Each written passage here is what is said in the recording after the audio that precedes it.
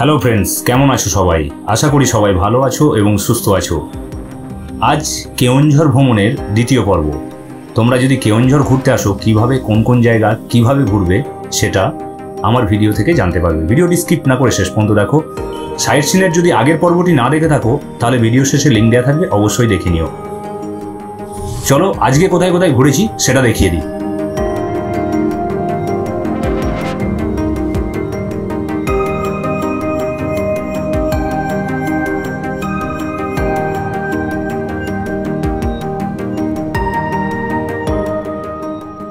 বড়াঘাগড়া থেকে বেরিয়ে গেলাম, বেরিয়ে এখন যাচ্ছি কান্দাধর ফলস। এখান থেকে 51 কিলোমিটার রাস্তা বড়াঘাগড়া থেকে। সোজা টানি, কোনো দেখা দেখি নেই। আর আমার পেস্টার নেই, আমি একা আছি, আরামসে বেরিয়ে যাব। এটা থেকে নেমে আবার NH 49 ধরবো, বেরিয়ে যাব। পাশে ডান দিকে একটা মাইন্স আছে, যার কারণে এত লরি দাঁড়িয়ে আছে। সামনে পাহাড়টা দেখো জাস্ট। রাস্তাগুলো বেশ একবার নিচে নেমে যাচ্ছে, আবার উপরে উঠে যাচ্ছে, দারুণ লাগছে দেখতে। হাইওয়ে থেকে নামলাম একটা লোকাল রোডে ডান দিকে। এখান থেকে আরও 42 কিলোমিটার রাস্তা দেখাচ্ছে। একদিনে কিভাবে ঘোরা যায়, আমি যদি ফার্স্ট সকালে বেরিয়ে আসতে পারতাম, মানে তোমরা এলে চেষ্টা করবে যত সকাল পারো বেরিয়ে আসতে, বাইকেই হোক আর কারেই হোক, তাতে একদিনে বহু কিছু কভার করতে পারবে, নচেত কভার করতে পারবে না। এই ফলসে যাওয়ার পথেই একটা শিব মন্দির পড়বে, পারলে দেখে নিও। বেশ সুন্দর মন্দিরটা, নন্দী মহারাজ আছে, ভেতরে মহাদেব আছে।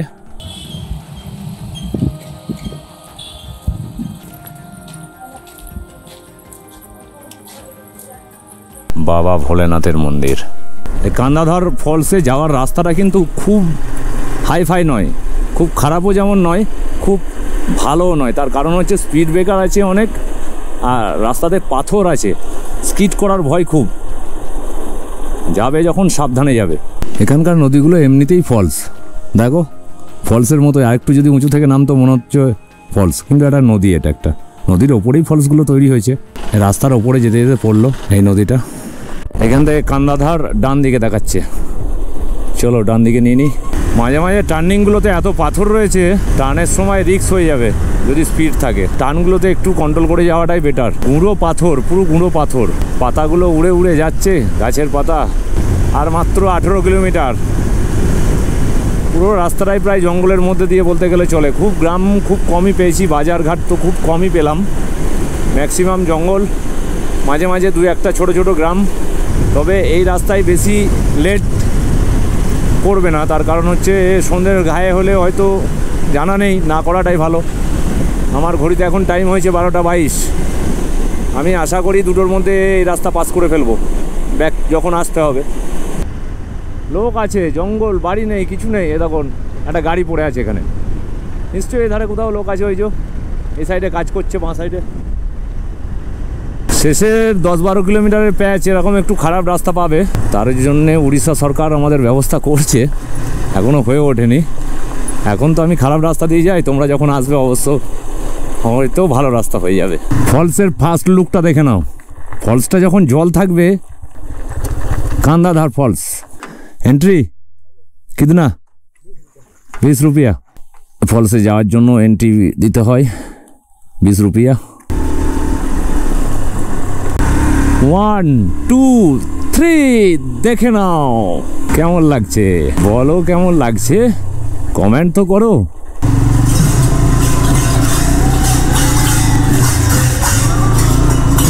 বাইক জায়গা না, এখন দিয়ে বাইক যাবে না, যেতে দেবে না। যাবে বাইক এখনো, কিন্তু যেতে দেওয়া হবে না। বাইকটা সাইড করে দিই। এখানেও অনেক সিঁড়ি ভেঙে উঠতে হবে, সিঁড়ি সব জায়গাতেই আছে। ফলসের আওয়াজ পাওয়া যাচ্ছে।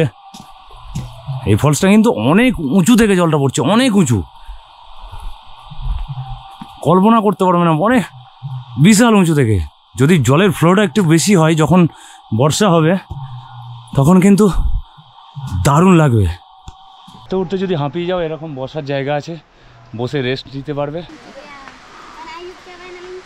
পুরো কুয়াশার মতো জলটা পড়ছে। দারুণ লাগছে।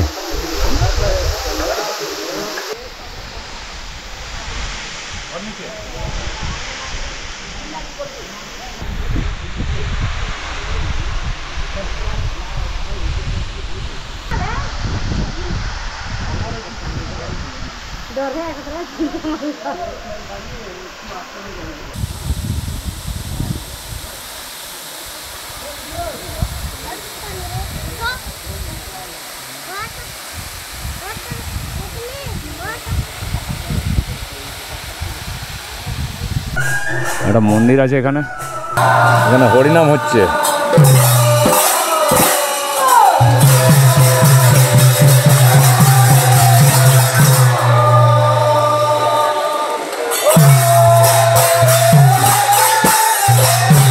ভূত ভূত ভূত ভূত ভূত। এর পরের গন্তব্য গণাসিকা টেম্পল। এখান থেকে রাস্তা 51 কিলোমিটার, 1 ঘন্টা মতো লাগবে। Tata tata. এ ভাই আমার ছবি তুলে দিল, যে ভাইটাকে দেখা গেল ওই ভাই আমার ছবি তুলে দিয়েছে। চলে এসছি আর গণাসিকা টেম্পল, গণাসিকা টেম্পল আর 5-7 কিলোমিটার আছে। সব জায়গায় গ্রাম বলে তেমন কিছু গ্রাম আমাদের ওদিককার মতো তো গ্রাম দেখা যাচ্ছে না। হালকা 2-1টা গ্রাম যেমন ঝাড়খণ্ডে, তেমনই এই দিকটাও ঠিক সেই রকমই। এমন জঙ্গল, এর মধ্যে আমি একা। সত্যি কথা বলতে ভয় ফয় কিছু এখনো পর্যন্ত লাগেনি। ভয় তো একটাই, জন্তু জানোয়ার, আর তো কিছু নয়। কিন্তু রাইড করতে বেশ মজা লাগছে। তাও আজকে রাইডিং গিয়ার্স আমি পরে বেরোইনি, তার কারণ হচ্ছে আমাকে হাঁটাহাঁটি করতে হবে, খুব কষ্ট হবে। সাইড সিনে রাইডিং গিয়ার্স নিয়ে বেরোলে খুব কষ্ট হয়। কেউ থাকলে হয়তো বেরোতাম, কেউ যখন নেই আমি রাইডিং গিয়ার্স ছাড়াই বেরিয়েছি। দেখা যাক কি হয়। কেমন লাগছে বলো এই জায়গাটা, কেমন লাগছে জাস্ট কমেন্ট করে বলো। আমার তো দারুণ লাগছে, দারুণ লাগছে, দেখলেই হারিয়ে যেতে ইচ্ছা করবে জায়গাটা। আবার পাহাড়ে উঠছি, সামনে একটা বাইক যাচ্ছে দেখো। এখানে এসে হিল রাইডটাও হচ্ছে, ভালোই লাগছে। অনেকটা হিলের ওপর উঠে গেছি। গণাসিকা গুপ্ত গঙ্গা, এখানেই রেখে দিই বাইকটা। সিঁড়ি দিয়ে উঠতে হবে এরকম।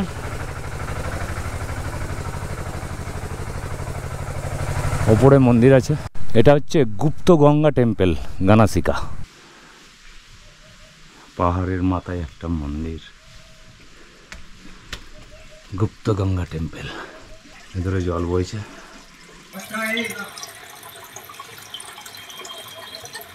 এই মন্দিরে একটা বিশেষত্ব আছে, সেটা হচ্ছে মা গঙ্গা গুপ্ত গঙ্গা বলে। গুপ্ত গঙ্গা মানে গঙ্গা সবসময় জল বয়ে যাচ্ছে, শিবের মাথায় জল পড়ছে। এইখানে একটা গুফা আছে।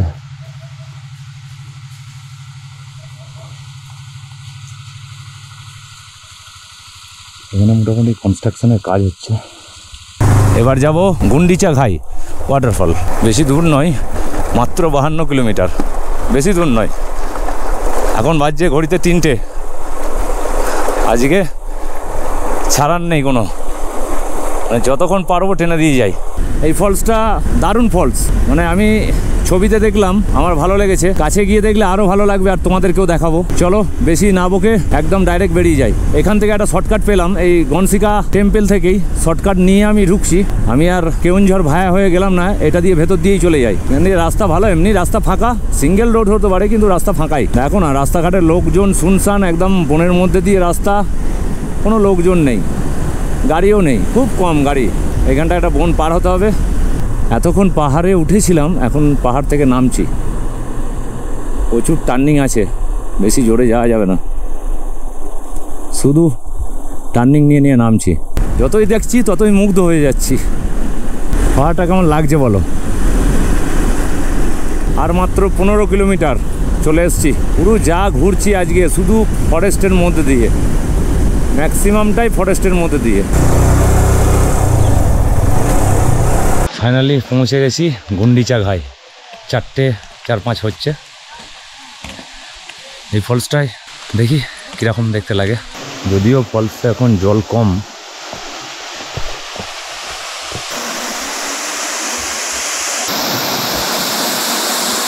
এখন জল কম বলে শুধু এক জায়গা দিয়ে জল আসছে। বর্ষার সময় হলে বা একটু বৃষ্টি থাকলে, যখন বর্ষাকাল হয় তখন এই জায়গাটার রূপটা কীরকম হতে পারে একবার কল্পনা করে নাও। যতটা আশা করেছিলাম যে এই সময় জলটা থাকবে, ততটা জল নেই।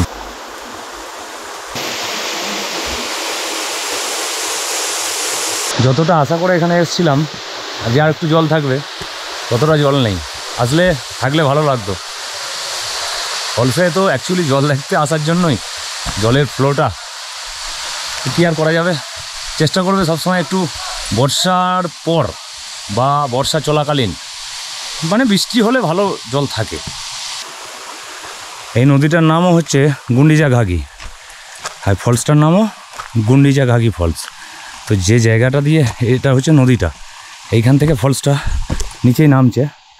এখন নদীতে জল নেই বলতে গেলেই চলে। যখন জল একটু থাকবে তখন আলাদা রকম লাগবে। এই যে জলটা যাচ্ছে, এই সামান্য জল বেশি যেতে হবে, তবে ফ্লো বাড়বে, তবে দেখতে ভালো লাগবে। এই টোটালটা যখন জলটা ফ্লো হয়ে পড়বে নিচেই, তখন ফলসটার আলাদা রূপ হয়ে যাবে। মানে টোটালটা যখন জল ভর্তি হয়ে পড়বে তখন দেখতেই আলাদা লাগবে, তাই না? এইখান দিয়ে ফলসের ফ্লোটা যাচ্ছে, এই যে এখান দিয়ে।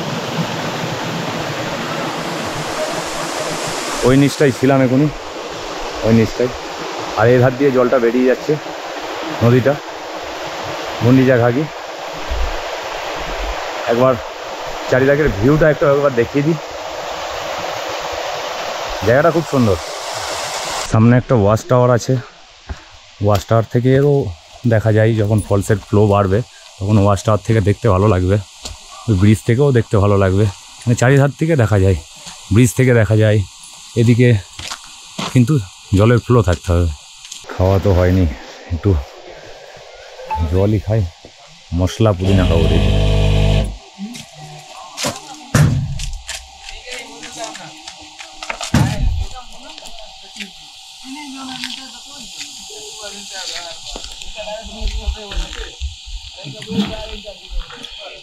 $10 গ্লাস মশলা পুদিনা।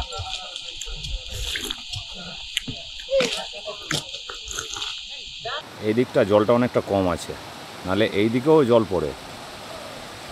ঠিক আছে, জল কিন্তু ঘঁজে ঘঁজে পড়ছে, এখানে পড়ছে, ওই দিকটায় পড়ছে, সব দেখাচ্ছি গিয়ে গিয়ে। দাঁড়াও,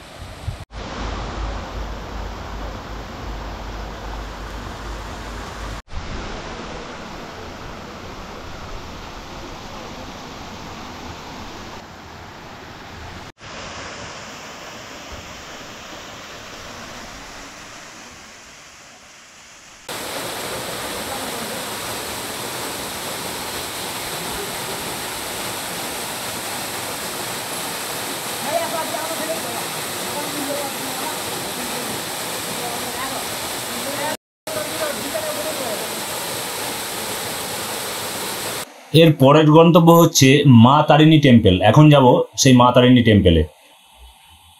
এখান থেকে দূরত্ব 12 কিলোমিটার। গুন্ডিচা ঘাই ওয়াটারফল থেকে মা তারিণী টেম্পলের দূরত্ব 12 কিলোমিটার। চলো বেরিয়ে যাই এখান থেকে। তারিণী মাতার মন্দির, এখানে শিব মন্দির আছে, ভেতরে অনেক মন্দির আছে।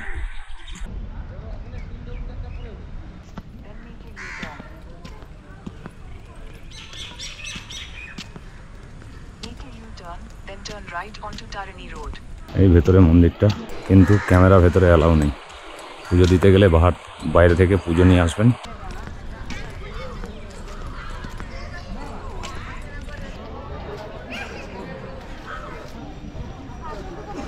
এই মন্দিরটা বন্ধ আছে, মন্দিরটা এখন কাজ চলছে, রেডি হচ্ছে। কি মন্দির জানি না, রেডি হচ্ছে। কানঝারি ড্যাম হয়ে আমি কেওনঝড় ফিরবো আবার। আজকের দিনে আমার এটা লাস্ট স্পট।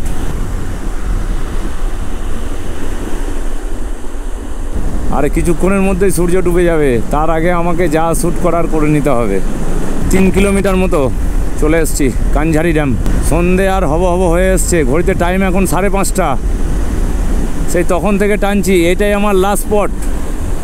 এই স্পটটা কমপ্লিট করতে পারলে এরপর আমি হোটেল ফিরবো। অ্যাকচুয়ালি কেওনঝড় এলে 2-4 দিন সময় নিয়ে আসাটাই ভালো আমার মনে হয়। এখানে ধোঁয়া কোথা থেকে এলো এত? এই মরেছে, ধোঁয়ায় দেখা যাচ্ছে না কিছু, আগুন ফাগুন লাগিয়ে দিয়েছে নাকি। এই হচ্ছে কাঞ্জারি ড্যাম। কাঞ্জারি ড্যামটা খুব ছোট নয় আবার খুব বড় নয়, এগুলো সব জল সাপ্লাইয়ের ব্যবস্থা। এই ড্যামের লক গেট এধারটা।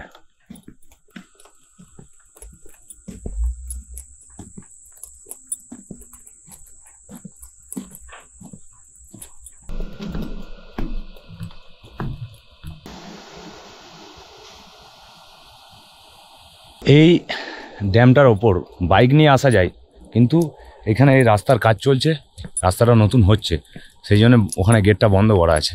নাহলে এখানে বাইক নিয়ে ওপরে একদম বাই রোড, পুরোটা রোড, দেখো পুরোটা রোড আসা যাবে। শুধু এই রাস্তাটা কাজ হয়েছে বলে আসতে দিচ্ছে না, নাহলে এত হাঁটাহাঁটি কিচ্ছু করতে হবে না, একদম ড্যামের ওপর দিয়ে বাইক চলে যাবে। বাইক বলুন, 4 চাকা বলুন, চলে যাবে। প্রচুর ঘুরলাম সারাদিন। এই জায়গাটা দিয়ে জল ছাড়ে, মানে এই কাঞ্জারি ড্যামের জলটা যখন ছাড়ে এই জায়গাটা দিয়ে ছাড়ে। এই লক গেট, যে হচ্ছে লক গেট, তখন গেট ফেলা আছে।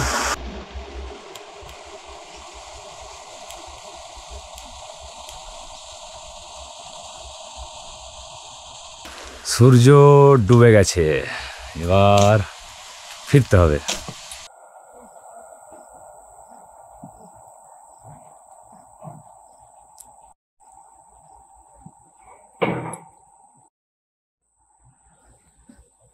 আজকের মতো কমপ্লিট, চলো আবার কালকে দেখা হবে। এখন হোটেল ফিরতে হবে।